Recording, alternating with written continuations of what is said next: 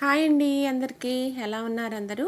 మనకి boat neck బ్లౌజ్కి మనం పైపింగ్ వేయాలంటే మనకి ఇక్కడ ఏంటంటే పైపింగ్ రౌండ్ నెక్ బాగానే వేస్తాము. ఈ మూలల దగ్గరకు వచ్చిన తర్వాత మనకి పైపింగ్ వేయాలంటే మనకి క్లాత్ అనేది ఎలా అడ్జస్ట్ చేయాలి అనేది అయితే నేను మీకు ఈ వీడియోలో అయితే చూపిస్తాను అనమాట.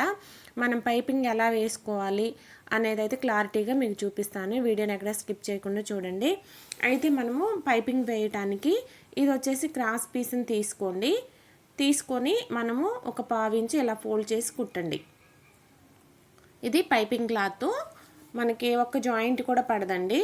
ఇప్పుడు మనం బ్లౌజ్ని తీసుకొని ఇలా ఒక పావించ ఖర్చుతో ఇలా స్టిచ్ చేసుకోండి. మనకి ఓన్లీ ఒక పావించి ఉంటే సరిపోతుంది అనమాట. అయితే ఇప్పుడు ఇక్కడ చూడండి, మనకి ఈ మూల దగ్గర నేను ఇంతకుముందు అయితే మామూలుగా కుచ్చు పెట్టేదాన్ని. మనం పెట్టిన అవసరం లేదు, దగ్గరకు చూపిస్తున్నా చూడండి. మనకి క్రాస్ పీస్ తీసుకున్నాం కాబట్టి ఈ పైపింగ్ క్లాత్ అనేది మనం చూడండి ఇక్కడ ఎలా పెడుతున్నానో, సూదిని అలానే ఉంచి క్లాత్ తిప్పుకొని మనం పైపింగ్ క్లాత్ మనం ఎలా ఉందో అలానే పెట్టేసేయడం అనమాట. అంటే మనం కుచ్చు కూడా పెట్టిన అవసరం లేదు, మామూలుగా మనం క్లాత్ని తిప్పుకుంటే సరిపోతుంది అంతేనండి. మీకు ఈజీగా ఇలా స్టిచ్ చేసుకోవచ్చు అనమాట. నేను ఇంతకుముందు అయితే ఇక్కడ కోన్ దగ్గర కుచ్చులాగా పెట్టేదాన్ని అనమాట. అవసరం లేదు. ఇప్పుడు చూడండి, మీకు ఇంకోటి కూడా చూపిస్తున్నాను. ఇక్కడే సూదిని ఇలా దించండి. ఇప్పుడు హ్యాండిల్ పైకి లేపి క్లాత్ని సూదిని దించేసిన తర్వాత క్లాత్ని ఇలా తిప్పేసేయండి. ఇలాగా అంతే. ఇలా తిప్పేసి ఇంకా కుట్టు రానిచ్చటమే అనమాట. మనకి అక్కడ ఎలా అయితే మనం సూదిని దించి కుట్టుకున్నామో ఇంకా సేమ్ మనకి ఎలా అయితే కట్ చేసామో సేమ్ అలానే వస్తుంది అనమాట. ఇంక ఇలా స్టిచ్ చేసుకోవటమే. అంటే అందరికీ తెలిసే ఉంటుంది, కానీ నేనైతే ఫస్ట్ అలా కుట్టేదాన్ని అనమాట. కానీ అది రాంగ్ అనమాట. ఇలా కుట్టుకోవటం కరెక్ట్ అండి. ఇలా కుట్టుకున్నారంటే మనకి ఆ మూలల దగ్గర ఎడ్జెస్ దగ్గర చాలా బాగా వస్తుంది అనమాట.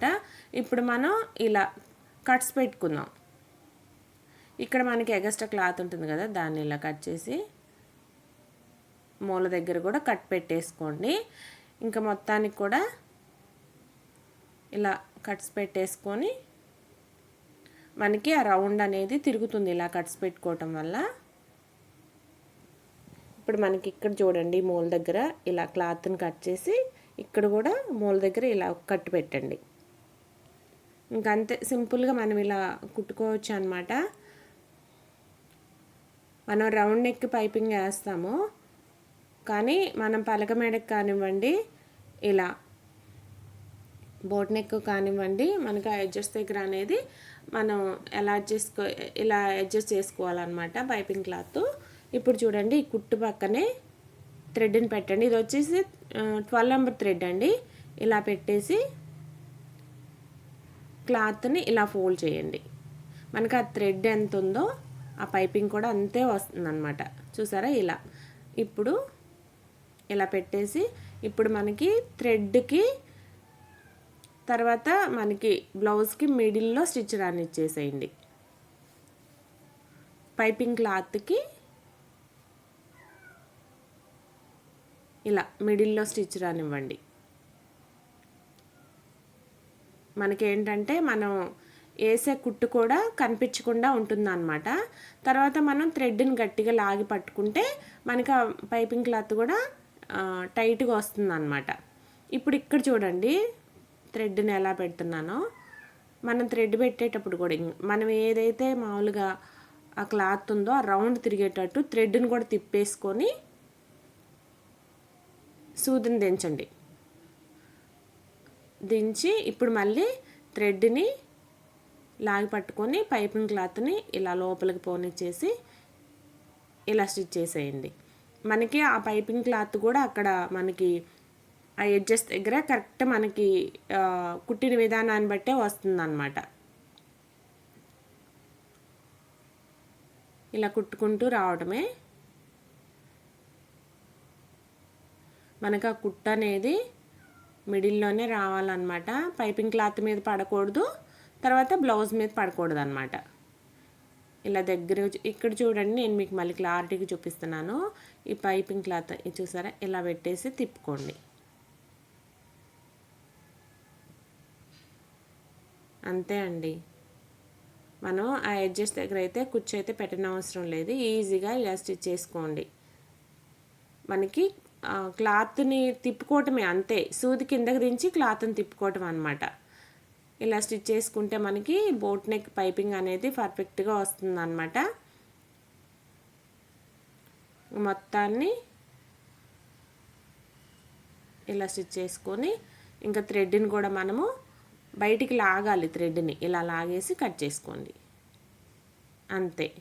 ఇప్పుడు ఎక్స్ట్రా ఒక 1/2 ఇంచ్ క్లాత్ నుంచి కట్ చేసుకొని మనకి ఈ మూలల దగ్గర చూడండి ఎలా వచ్చింది అనేది. ఇంకా అంతేనండి. ఇంకా మళ్ళీ దీనిపైన మనం చేతి పని చేసుకోవచ్చు.